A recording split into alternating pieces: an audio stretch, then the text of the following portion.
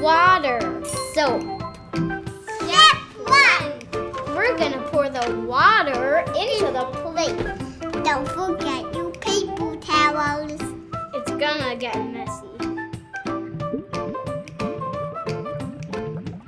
I think I need some paper towels.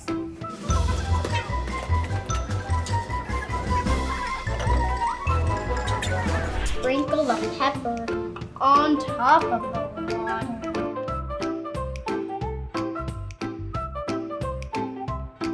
Pour the soap into the cup.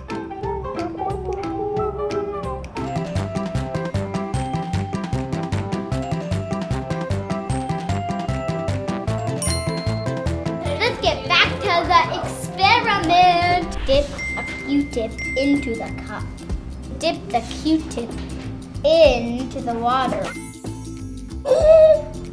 Wow, that is so cool. Did you see that? Did you see that? The more soap you use, The farther it goes.